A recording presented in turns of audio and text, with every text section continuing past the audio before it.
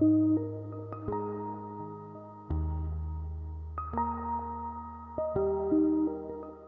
morning, everyone. Welcome to the Succinct seminar series. It's really been a pleasure for me to get to know Rachel Zuercher particularly in the last few months when I've had chats with her.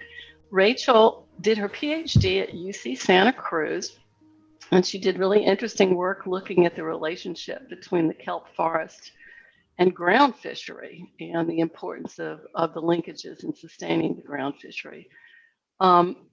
She then did a postdoc at Florida International University, where she started focusing a lot on reef fish and the fishing impacts on those and the extent to which there were depletions or declines in some of the stocks. She came to Succinct particularly to work with, as a postdoc, to work with Jonathan Kramer, and Nicole Motzer on a marine spatial planning project focused particularly on the efficacy of that and the status of fisheries and what do we know about how spatial planning programs are working and if they're delivering benefits. So with that, I will now turn it over to Rachel. Welcome. Thanks so much, Margaret, and thanks everyone for being here. I'm really pleased to be giving the first seminar that I'll give as a Succinct postdoc, the first of two, where I'm exploring whether marine spatial planning delivers benefits to marine ecosystems and coastal communities. So this work that I'll talk about today stems from a larger project that brings together this interdisciplinary group of scholars. They came together at Succinct several years ago, and I'll acknowledge especially those in the bold teal font. Those are folks who remain now engaged in what's phase 2 of the project that I was brought on to lead. And I'll acknowledge also the Gordon and Betty Moore Foundation that's providing funding for this project. So here at Succinct, we deal with complex social ecological systems, right? Relationships between people and the environment, and how science can address issues that might arise in these systems. So my work focuses particularly on the oceans and coasts, where people and governments are increasingly challenged to address the management of the many uses and the many users of our oceans in a way that allows for the continued provision of ecosystem services. So to address this challenge, many groups are turning to this form of governance, commonly referred to as marine spatial planning, or you're probably going to hear me call it ocean planning as well. And so to start off, I just want to spend a few minutes on an introduction to marine spatial planning to just provide a background for why I'm asking the questions that I'm here to address. So what exactly is marine spatial planning? First, I want to note that when I say that, I don't mean this broad idea of spatially managing our oceans and coasts. Spatial management, of course, of the ocean has been practiced for millennia by traditional owners and rights holders all around the world.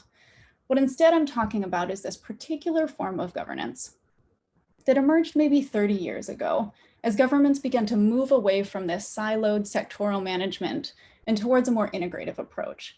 And at the same time, as governments begin to really internalize this need to involve stakeholders more explicitly throughout the management and planning process.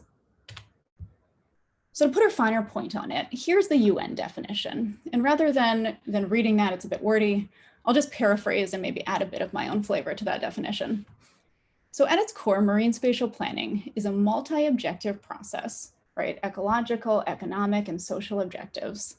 And it's a political process that brings together people to make decisions and set policies that spatially manage our oceans and coasts. And this is often done to address competing uses, and it's done to incorporate the diverse values of those users. So in reality, marine spatial planning takes a wide range of forms. It's used in very different ways around the globe. We see plans that are really conservation focused, that are aimed at limiting and managing human uses. And on the other end of the spectrum, we see blue growth initiatives that aim to expand ocean development and exploit opportunities in the blue economy. We see legally binding plans and policies, and we see non-binding, unenforceable recommendation documents. And we see marine spatial planning taking place at a range of spatial scales, from these multinational collaborations all the way through planning that happens at the scale of a single city or a county.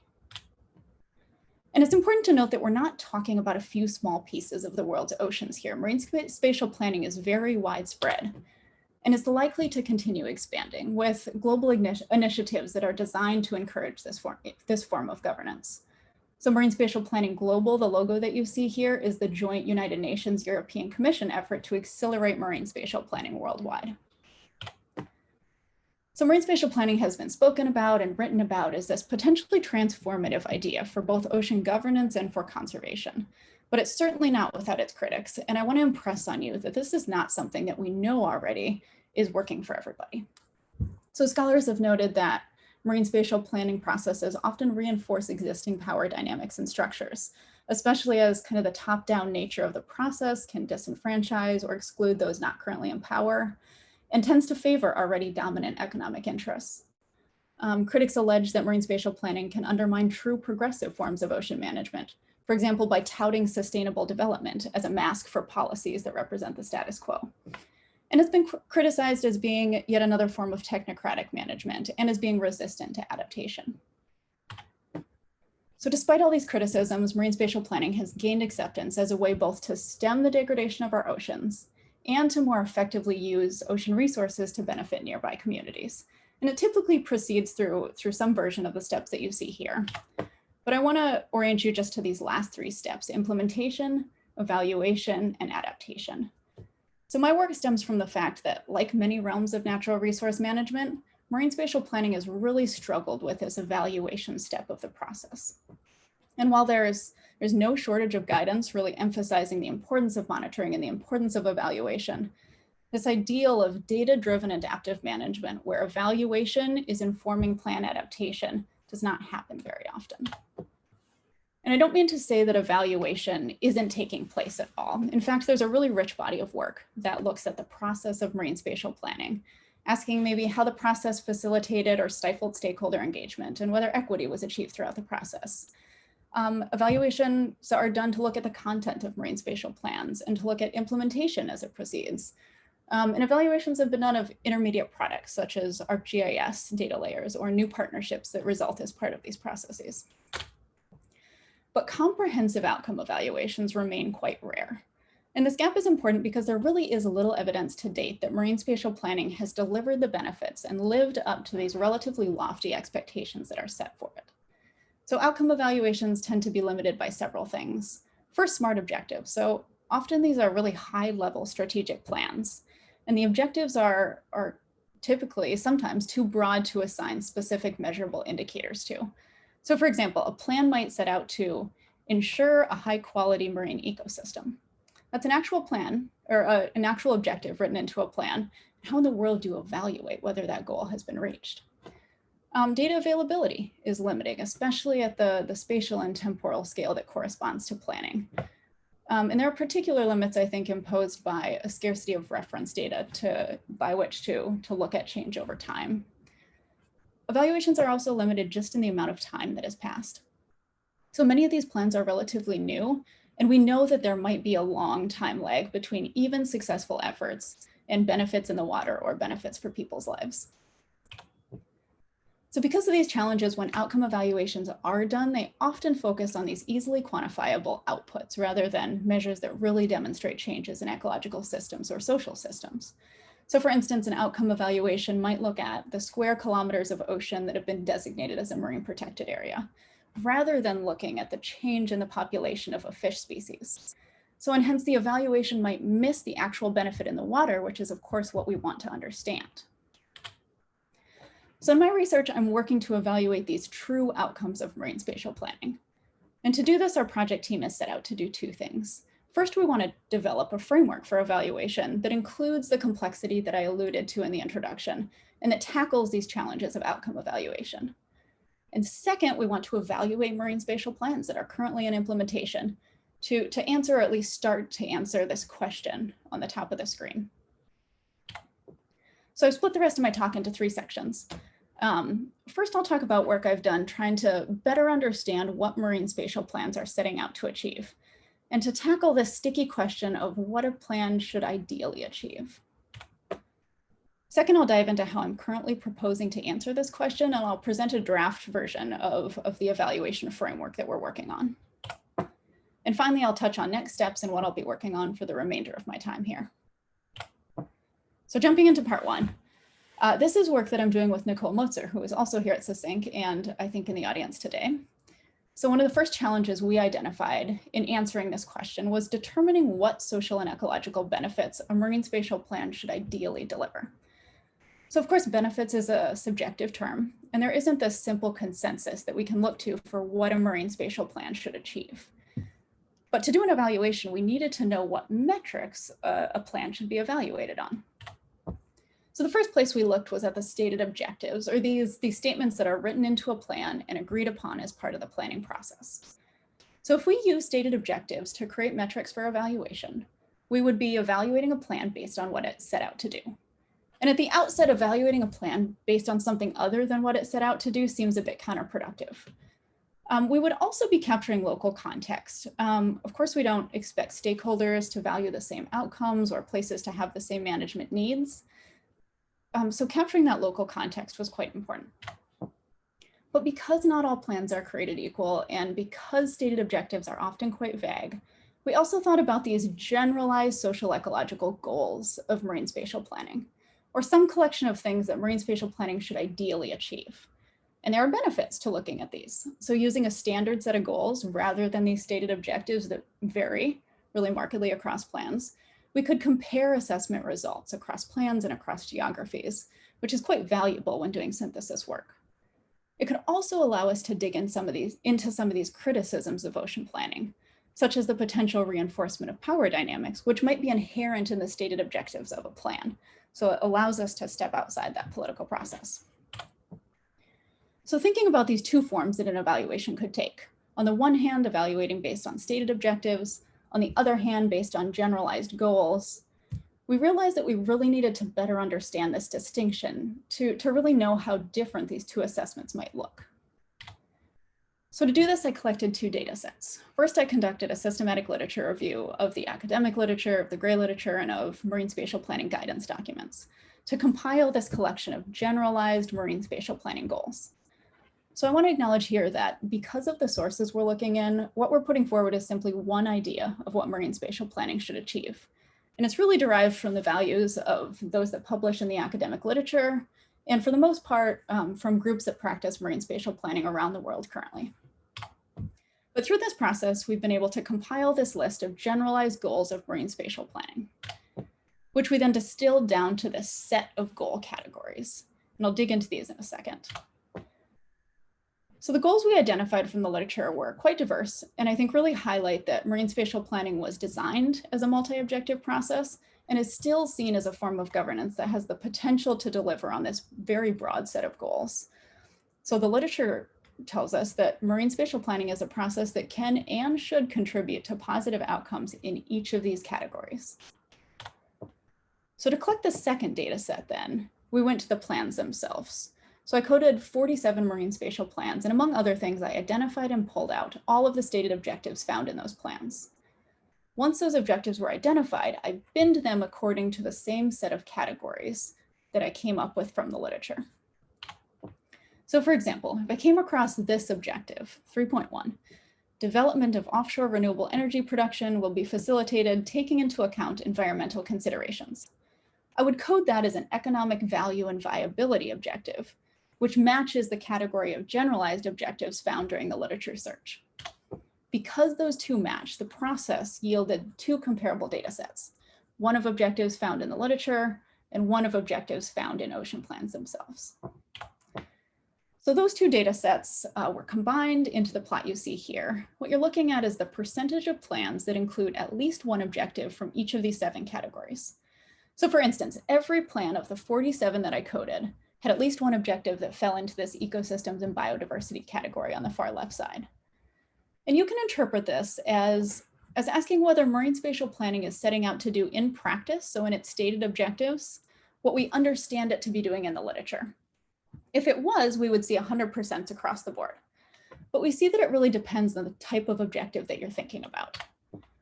So based on these data, what would we capture if we evaluated based on stated objectives? Well, with most plans, we would capture outcomes related to ecosystems and biodiversity, economic value, and governance. But what would we miss?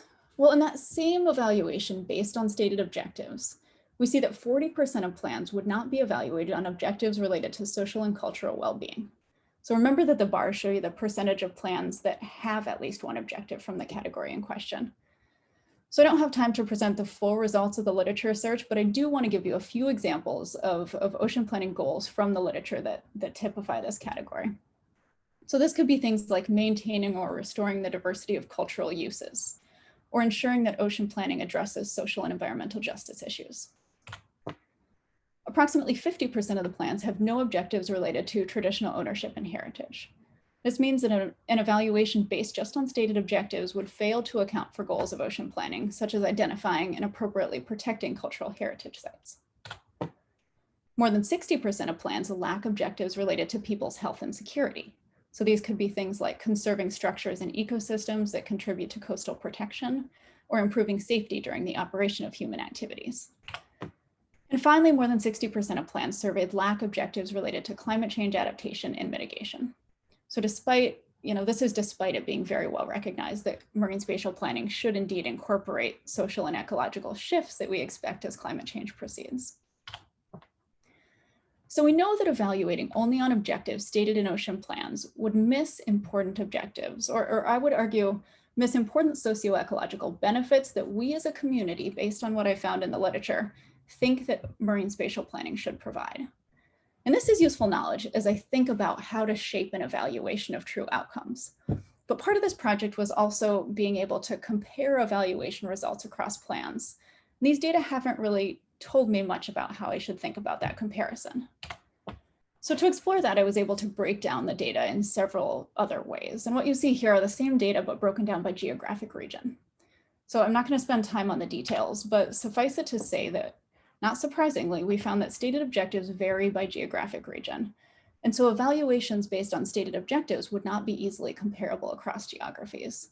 So in other words, a plan deemed to be successful in Europe might be achieving really different outcomes than a plan evaluated to be successful in the Caribbean. And finally, because we have plans that were developed maybe 15 years ago and plans that are underway right now, we wanted to look at how the makeup of stated objectives have changed over time. Because we might be comparing the results of evaluations done on old plans and evaluations done on new plans. So in fact, what we see, and this is just a radar plot of the proportion of objectives that are in plans in each category. What we see is that older plans really emphasized objectives related to ecosystems and biodiversity. But as plans get newer, they tend to reflect a more balanced approach to marine spatial planning. All right, so to summarize findings from this first part of the talk, when we're comparing stated objectives with generalized goals of marine spatial planning extracted from the literature, we find that stated objectives often include some of the major social outcomes that we might expect a plan to address. We also see that if we were to compare plans across geographic regions, evaluating based on stated objectives would risk comparing really different plan outcomes. And we see that more recently adopted plans better capture goals of ocean planning identified in the literature. All right, so the next step was figuring out how to use all this information to design a useful evaluation, which brings me to the next section of my talk. So the research that I just presented really made it clear to our team that a dual evaluation approach was necessary, one that looks at stated objectives and asks, were those objectives achieved? But then also looks at these more globally understood goals that the literature suggests marine spatial planning should achieve, and asks whether the marine environment and coastal communities are better off as a result of that plan. So in other words, and maybe this should have been obvious to us from the beginning, but we're moving forward with 2 evaluations for each plan. So yes, this is a dual evaluation approach, but I'll spare walking through all of these steps twice. I'm just going to give you the example of evaluating generalized goals. So we start with our goals of marine spatial planning. Again, these are the goals found in the literature. And next we identify indicators to use as metrics for each of those goals. Sometimes they might be taken from the text of a plan to provide some local context. Other times they might, come from the wider conservation evaluation literature. So for example, a key indicator might be aerial extent of seagrass beds would be an ecological indicator related to habitat protection. Or we might look at local participation in commercial fisheries as a social indicator related to employment. Next, progress or lack thereof toward each of these indicators will be represented by some data sets.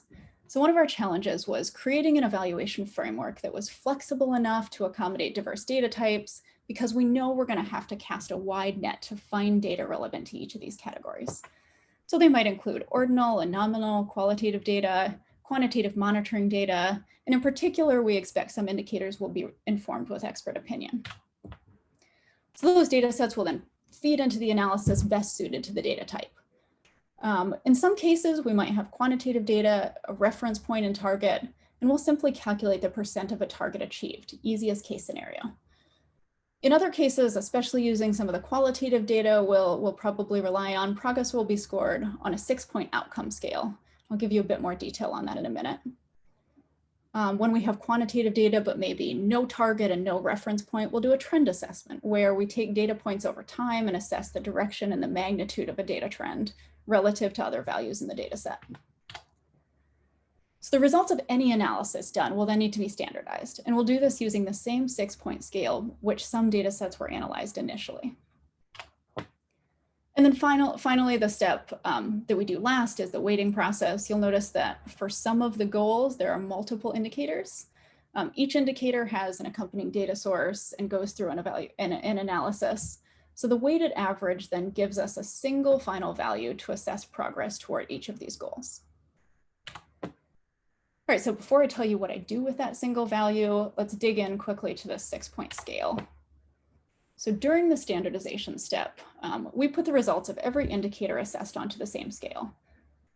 So in some cases, a score, let's say a score of 4, might mean that over 5 years, a plan was able to achieve 30% of a water quality target. But a 4 might also mean that through expert opinion, we were able to determine that some, but not major improvement was made towards a goal or objective. We had to make these scores quite flexible. And because we know that planning is often about reducing risks and minimizing uncertainties, a 4 might also be used to describe the negative impacts that were avoided as a result of a plan.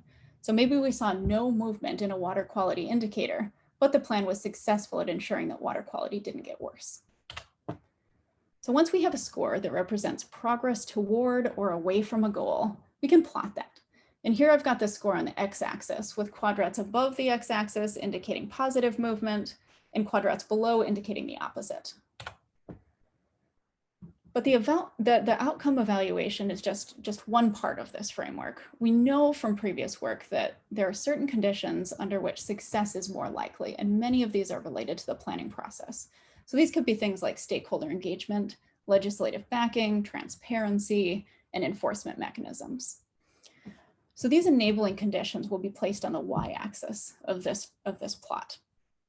So an outcome toward an objective might be positive, and that might be partially due to the fact that all these enabling conditions are in place. That would put something in quadrant A. Or you might get the opposite, which puts it in quadrant C, no progress toward a goal and no enabling conditions in place. The interesting part is this framework also allows us to identify situations where maybe progress has been made despite no enabling conditions being in place, or where enabling conditions are in place, but progress still hasn't been made.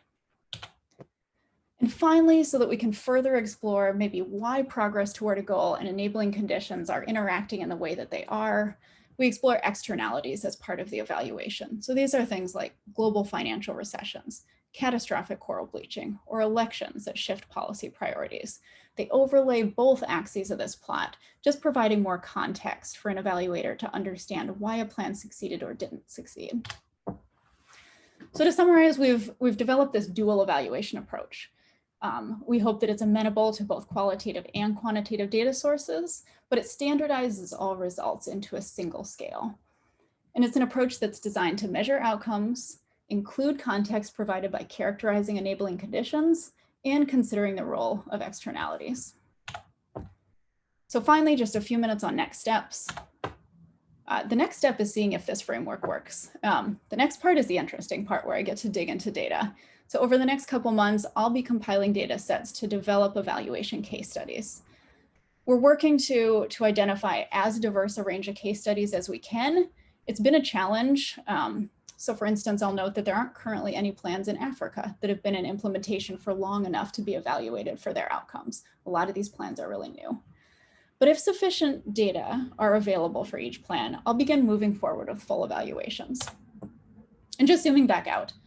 So if we're successful in using this framework, both to see whether a plan is on track to achieve stated objectives and to provide insight into whether a plan is delivering benefits for marine ecosystems and people, this information would really come at a pivotal time. So first, there are many plans that are in draft form. And with our evaluation, we're really aiming to plug into actual planning processes and provide this tool to make a link between data and monitoring and eventual adaptive management. Second, funders of marine and coastal management are constantly making decisions about how to use their money. And we hope that our evaluation tool can be used to help funders evaluate whether funds provided for marine spatial planning can actually be expected to yield tangible benefits. And finally, 2021 to 2030 has been deemed the UN decade for ocean science. The UN is really explicit about their plans that this decade is about supporting key applications, including marine spatial planning. And our team feels really strongly that the ability to evaluate outcomes of marine spatial planning is really essential as we move forward with it as this major tool to tackle complex social ecological issues facing our oceans and coasts. So with that, I will sign off and take your questions now, or don't hesitate to reach out via email as well. Thanks. Thank you, Rachel. That was fantastic. And thanks for stopping to share your screen. So we already have some questions coming in. So the first one is from Fuchsia Hoover, who said, you mentioned equity as an evaluation tool in the planning process. Can you say more about how you're incorporating this into your work and what elements or applications of equity you're investigating? Yeah, good question. So there's a lot of new literature that's looking at issues of inclusion and equity in marine spatial planning processes and in the benefits that marine spatial planning delivers. So you can think of things like looking at how ocean industry jobs are distributed, or how the products, whether they stay in local communities or whether they move outside of local communities, and where that money goes. So there are a lot of questions coming up in the literature about how these interactions between equity and marine spatial planning look. And there are not a lot of indicators that are out there right now. So one of the challenges that our team is kind of focusing on in the next maybe 6 months here is figuring out what sort of indicators we'll actually use to look at these questions of equity and inclusion as both part of the process and as part of the benefits that marine spatial planning might deliver. So if folks have suggestions on this, it would be really helpful. Like I said, there's not a lot of literature on this yet, and we're going to be working on it for the next 6 months or so. So yes, that's a great question. There's another question coming in, or that's a great answer. Another question coming in, but first I want to follow up on that because my question was also related to the problem of who benefits and who's harmed, and the magnitude of the redistribution of ecosystem services. There are groups now. I know a group of environmental lawyers working with governance people who are asking questions, not specifically about spatial planning, but about the redistribution of ecosystem services and the analysis of that. So I'll send you some of the names of those people. It's a pretty active field, but I agree with you. It's a frontier. Right, so, of course, one more thing, of course, there are some benefits that are going to positively impact one group and negatively impact another group. And when we're thinking about the data sources that we use for this, they are really few and far between. And so finding data sources that look at how those benefits might be good for some people and bad for other people is challenging. Yes, and then what kind of an accounting process you use. There's really incredible parallels between this and mitigation restoration accounting. So if you haven't looked at that literature, that might be something interesting to do. The other question that came in is Rachel Mason says, this is a very comprehensive evaluation framework that looks great. Do the resources exist for it to be routinely implemented in practice? Great question. So like I said, we're trying to find a list of case studies that's going to allow us to dig into this. And what I'm hoping to do is find a couple cases where there are a lot of data. Maybe monitoring has been really robust and we're going to be able to walk through this framework exactly as expected. I'm also trying to look at some case studies where data is going to be really tough and we might be relying mostly on expert opinion, or maybe on bits and pieces from the literature to piece together what might be happening as part of this plan. So I think it's going to really depend. There are some plans where it might not work that well, but we're trying to make it flexible enough that it does accommodate as many data sources as possible. Is there any international coordination on spatial planning? Or is it very piecemeal?